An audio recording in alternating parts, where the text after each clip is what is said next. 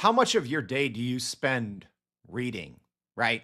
Text everywhere. We're just being buried in text, right? I think especially with ChatGPT and all of these large language models, when it made creating pretty good and high quality text so much easier.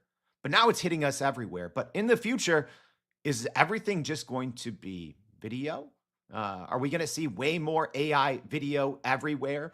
Are big companies going to see maybe that text holds less weight and be creating even more video with humans or with humans and AI? Well, I don't have all the answers, but our guest today does, right? I'm very excited to talk today about AI's transformational role in streaming video. So, if that sounds like something you care about, thank you for tuning in. My name's Jordan Wilson, and this is Everyday AI. We're a daily live stream podcast and free daily newsletter helping us all keep up with everything that's happening in the world of AI and how we can all use this information to get ahead, grow our companies and careers. So if you haven't already, if you're listening on the podcast, make sure to check out the show notes and go to youreverydayai.com. Sign up for the free daily newsletter. Every single day, we tell you what you need to know, as well as recapping the biggest takeaways from every day's episode. All right, before we jump in, let's talk about the important AI news you need to know. So, OpenAI has introduced its new Canvas feature, a rival to Anthropic Claude's popular artifacts. So, OpenAI has launched their new Canvas integration for ChatGPT, marking a significant update in how users interact with their AI. So, this development is noteworthy as it aims to streamline the editing process specifically for writing code. So, the Canvas interface allows users to edit text or code side by side with ChatGPT, enhancing collaboration and contextual understanding. So, this feature introduces a separate editing window, enabling users to manually adjust content or highlight sections for targeted feedback. So ChatGPT can now provide more relevant suggestions as it better understands user intention with this new interface. Yeah, normally we would have had that in our newsletter yesterday. I didn't have a time to review it, so we'll have our review of that today. Next, Google has introduced ads in AI overviews to make more money. All right, so Google is now rolling out ads within its AI-generated summaries, a move that aims to connect users with relevant products and services more efficiently. So Google has begun displaying ads in its AI overviews, which is kind of like, it's a Perplexity-like feature. You put in a query and it just kind of answers it for you, but with AI, right?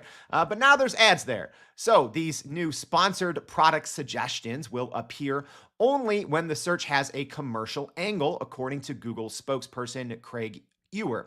So this rollout follows a testing phase that began in May, as Google believes it helps users more quickly find relevant businesses and products at the moment when they need them. So right now it's only available in the US and exclusively on mobile devices. And in addition to ads, Google is updating the formatting of AI overviews, making cited web pages more prominent on the right side of the summaries to increase traffic to those sites.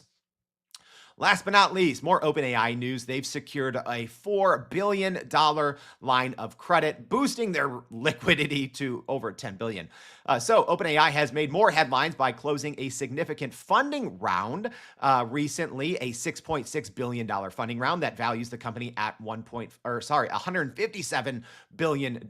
So add in this $4 billion of revolving credit, and they got $10 billion of liquid cash. So the newly secured credit line increases OpenAI's liquidity to more than $10 billion, offering substantial flexibility for future initiatives. So the credit line is unsecured and spans 3 years with an option to increase by an additional $2 billion. So OpenAI's interest rate is approximately 6%. So yeah, you got to pay that back based on the current secured overnight financing rate. So OpenAI's revenue surged to $300 million last month, according to reports, marking a huge increase for like more than 1,000% since the start of the previous year, with projections of $11.6 billion in sales for the next year. All right, a lot more on those stories in today's newsletter. So make sure you go check that out. But you tuned in today to hear about how video and AI and the intersection of the two is impacting our daily lives. And it's a lot more than you might think. So that's why I'm excited to have today on the show. Let's go ahead and bring him on. There we have him. So we have Marc DeBevoise, the CEO of Brightcove. Marc, thank you so much for joining the Everyday AI Show. No, thanks for having me, Jordan. Great to be here. All right, I'm excited. So a lot of people know Brightcove, but for those that don't, Marc, can you tell us a little bit what you all do? Yep, we are the world's most trusted streaming technology program, and we are committed to building what we call the world's fastest, smartest, and most reliable automated engagement platform anchored in video and its delivery over the internet. I believe we can revolutionize how customers grow audiences, increase revenue, improve business efficiency. We serve about 2,000 plus customers in over 60 countries around the globe for all of those needs. And the businesses are roughly, a half and half business between serving media companies around the globe and serving real enterprises. About 1,500 of our customers are true enterprise customers for how they deliver engagement with their audiences. All right. Yeah. Hey, side note, we'll have to, maybe introduce you to the people over there at LinkedIn so we can get you on there. We've been having LinkedIn video streaming issues all day, but that's another topic. Feel free to reach out, LinkedIn. We're ready for you. We're ready to help. Well, let's just get straight to it, Marc. How is AI going to and continue going to change the video landscape? Because I see it all the time. I follow the news, but this is your bread and butter. How's AI going to shake up the world of video? Yeah, I think the way it's really going to transform the nearest of terms, meaning the next 2 to 3 years, is actually different than what most people would expect, right?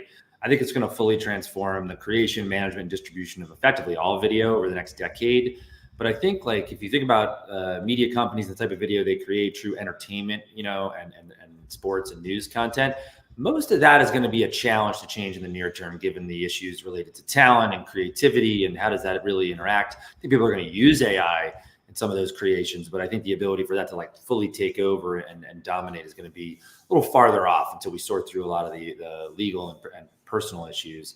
Where I think it's really going to have a tremendous impact is on video usage by enterprises and by corporations, and really maybe even more individual creators as well, like yourself. But I think that the tremendous wave we're going to see there is that if you think about, 70 to 80% of internet traffic is video delivery, 75% of all internet users are using video on a monthly basis. And then you realize that's not all watching, effectively Game of Thrones or Succession, although, it sounds like fun. It's really going to be about how do you use AI in your everyday business life, right? So whether that's internal video creation, whether that's advertising creation, whether that's marketing and promotion creation, product videos, you name it, the ability to just at a few keystrokes create a video or amplify a video or change it or multiply it into multiple formats is just going to extremely accelerate the volume and maturity of those enterprise businesses.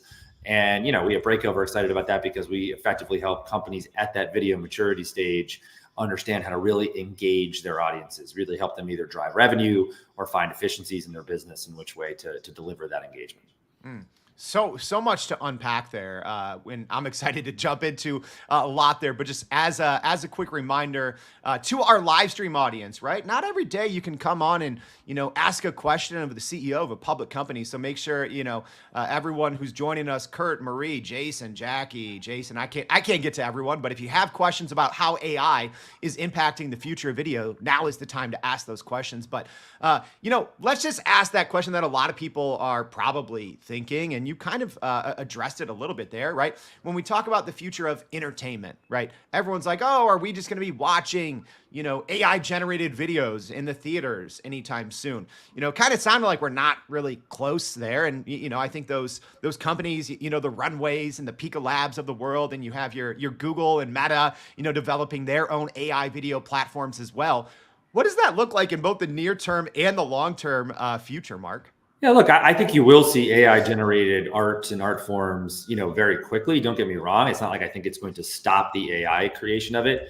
I just think it's not going to stop the human creation of it and the human element and how now I think human element intertwined with how they use AI to produce and post-produce and how to create that type of content is certainly going to be something we see evolve over even the nearest of terms. My point was more, you're not going to see us going from, 400 or something like that, MPAA feature films to 1,000 or 5,000 because AI made half of them, right? Or something like that. I think that's going to take a significant amount of time to figure out how, the artists and the creative tools actually end up working together. But it does mean you're going to see tons of experiments, right? Like just like you saw with when animation, started to really ramp up from a CGI perspective, just like you saw special effects really ramp up, in that business. I think you're going to see AI be really an influencer starting already. And really, where does it go? I mean, one of the most interesting things I've seen, one of the products we launched in our new AI suite was really about content creation. One of them is actually a universal translator where you could take any video and put it in any one of 85 languages fully dubbed with, realistic synthetic voices. And it is phenomenally good, right? Doesn't quite move the lips exactly the way that word would be shaped, but it's pretty darn close. And our view there is like, think about how much you just expanded the audience for any piece of content, right? Like you just expanded it to sort of effectively a global audience. And while all of the key entertainment properties end up around the globe, there's a significant effort of those companies to get that content to be fully dubbed, subbed, and pushed into those territories where now I think because of streaming, internet delivery can go global, because you can translate it literally on the fly. Does that just accelerate the global nature of content? You don't need Netflix to distribute it globally. It can happen on any platform in any format, and it can happen for any type of content. It doesn't need to be a full episode content. It can be, your webinar, it can be your LinkedIn podcast, it can be your any form of content that really would seek that engagement. You bring up a good point there because I think that there's, two different, maybe classifications of AI video. You have your, AI video generators, and, I'm sure we'll be seeing news from OpenAI with, their Sora soon. Adobe's been in the space. So, all the big players are there. But then you also have kind of what you just brought up there, right? The ability to speak more languages, right? To have AI avatars, right? We had a founding member from the Hour One team on the show this week talking about that. Is that something that you see, at least when it comes to AI's impact on video? Is that going to be pretty common, right? Are all the employees from, Brightcove going to be getting, in a daily AI video from, CEO Marc going out there talking about their, their priorities for the week? Is that going to be a big thing, do you think? They can have a video from me on their priorities for the week anytime, just directly. We don't need AI for that. But no, I think the volume that we see in video and some of the worry will be like, can you watch all that video, right? But what people are doing is they're actually seeking out that video today, right? They are shunning, they're moving away from text and they're moving towards video, right? They're moving away from those other formats. Audio has actually thrived because of, the nature of headphones and mobile phones and commuting and sort of moving around. But I think ultimately video is going to be the anchor technology for engagement because it is the most engaging, right? It does actually work. Sight, sound, motion does work better in terms of engaging audiences. And so the worry will be like, how do you discern, right? How do you discern what's worthy of the time and the effort to both create, which will now become easier and therefore you'll ramp up, and what's worthy of your time to consume. And that's where a true engagement, layer is needed, right? You need something that can help you optimize and find the right things. So for example, one of the things we launched in our AI suite was a metadata optimizer, which sounds like, the snooziest, most boring part of a platform you could ever imagine, right? Like, fill in the metadata, right? And every producer or editor has to go in and say, what's the title and what's the description and what are all the pieces of the data that goes with this video? But imagine you can click a button and it auto-generates. And it auto-generates not just what the transcript said or what the video said, but it smartly understands what's actually the most engaging on your platform from the analytics and insights that are delivered from its playout. That's the system we're trying to create, right? We're trying to build a loop that says, when I write the word Jordan and Marc, I get yay engagement. When I write the word, leading podcaster and public company CEO, I get way more traffic, right? So that you would want to actually fill in that metadata properly, tag it properly. A human may be lazy, quick, doing other things, drinking their coffee while they're doing it. But the AI will know that is what is going to get most engaging on delivery, and therefore we'll feed it back. And if you think about that loop, it actually creates an ability to search and discover the right videos for you. So I think there's like a debate of like, well, it's just going to be tonnage, and how am I going to sort through the tonnage? I think the answer is you're going to be engaged by the ones that actually perform for you and for the system that's a system of delivery, right? And that's going to make a big difference. So not only does the creation get smarter, but the distribution and engagement gets smarter, delivered by this technology. I think that's great. Yeah. And one of the things that I kind of opened the show with, Marc, is this, in my opinion, I think text is starting to carry less weight, right? Because of these large language models, and anyone or any company that, maybe they didn't have a bunch of talented writers before, now they can get pretty good copy and they can get it very quickly.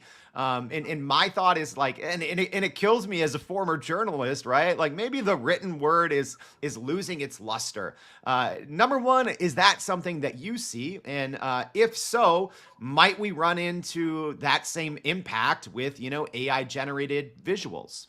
Yeah. So I think what's happening is first, we do a podcast like this and we put this into the system, right? The transcript's being created automatically, right? And that is turning it into language to then be large language modeled, right? So right now, the way this is all being structured is mostly off of text, right? And it's mostly off of the language that is created in these situations. So I think that's model one. Now, are we going to learn how to read video, turn it into text, and put it into LLMs, or is the LLM going to become like a video language model over the long run?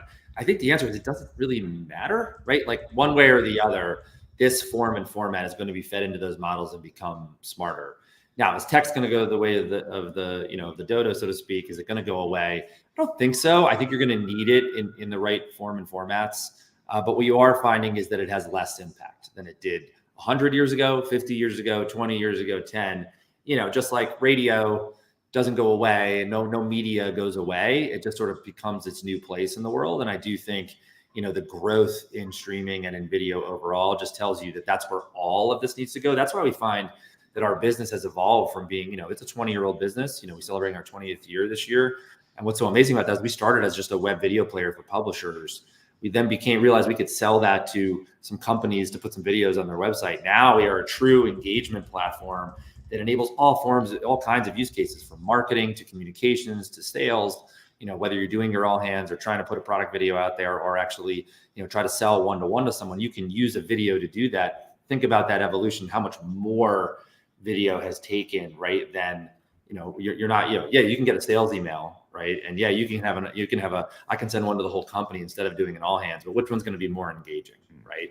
And I think people have realized that this is really going to supplant a lot of that text usage, and you're seeing it across the board. I mean, I ran a sort of news business when I worked at CBS News. We started a CBS News streaming network, right? So we could get a video on every page where there was text, because we were getting traffic on every page, but we really wanted to engage them with video about the same stories. And so I think that really is just where the evolution is going to go. What kind of demand have you seen, especially change? And it seems like these things kind of, happen at the same time, right? We had, COVID, work from home, remote work. So a lot, I think at that point, a lot of people became used to being on video calls. And, that obviously gives companies, like what you were talking about, it actually gives them a lot of knowledge too, right? Because now you have a recording of all your people talking about important things that maybe you didn't have before. So you had that kind of happen. And then right around the same time, you kind of have this generative AI boom shortly thereafter. So how do you think that, kind of the combination of these things has changed just the overall consumer appetite to both want video and maybe pay attention to it? Because I even think myself, right? I think I used to read a ton more text, and now I find myself just always just looking for the video or looking for the YouTube versus that long, helpful article. Yeah. I think two things. I think, that is definitely happening. I think we're seeing that happen. I think we're squeezing certain media into their new place in the world. But I also do think that, the capability of AI to summarize and to find the key moments and to enable it to be across whatever platform you might need it on. So I point to another tool we created called our content multiplier, which take any long form video, right? Take a 20-minute video, an hour-long video, find the highlights for me, like those 2-minute segments that are really important. Give me 1 2 to 3 minute video that just summarizes the whole thing, if you can, please, right? And then finally, turn it into all the forms and formats I might need for social, vertical, put the right headers and footers on, put those types of things at the right chyron. And it works, and it understands where the key points in the video are. And yeah, you can edit it in our system and you can change it, because we always want to give humans a little bit of control. So it does like 90% and then leaves the last 10 for the human. But why I think that's so important is that we are finding that, that it's not that our attention spans have shrunk. It's that our attention for certain things now is compartmentalized. Will people still sit and watch a 3-hour movie? Absolutely, right? You've seen more of that in recent years than ever before. Will people sit and binge watch, 20 episodes of a show straight through? You say, like, what happened to their attention span? I thought they could only do 3 seconds like a goldfish, right? But what I do see is that when you're talking about something that is 20 minutes that could have been 4, but it took the two of us to get 20 minutes to get it out of each other, like, let's make it 4 and let's get people doing it quickly and understanding it in a quicker amount of time so they can move on to the next thing. And I think that's really powerful technology. That's where the technology fades into the background, right? And that's when technology is its strongest, is when you don't actually feel that it's the technology, you just feel that it's the answer, right? I think that's really truly when it becomes more powerful. I think one thing when I think about video, I feel it's traditionally been used for, entertainment, news, sports, right? And I feel a lot of things fall into, those categories, probably education as well. Now that, and with these AI tools improving, right? Like I've already talked about Runway and Pico Labs and Sora from OpenAI and Google Meta, everyone's building these AI video models.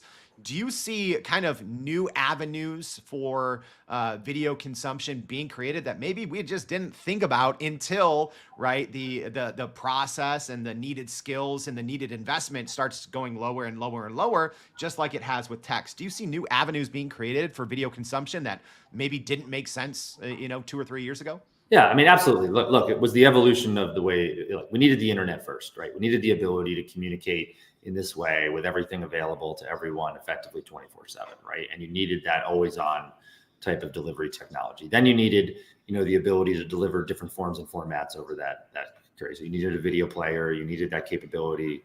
Then you said, oh, I got to create this video. And up until recently, it's been like, take a camera, shoot it, maybe edit it and then get it out there, right? And then you said, well, I could put that camera on top of my screen. I could put that camera on my phone.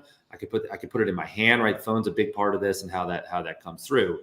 Now what you're seeing is now we've built models. Our partners have been Anthropic, AWS, and Google on the AI model side. And I ultimately believe that those companies are going to, and a few others are going to effectively dominate model development, right? And so they're going to effectively serve it like a utility, right? It's like electricity. It's like, it's like you get your gas, right? And as you're getting that gas of like, how do I do something with this model?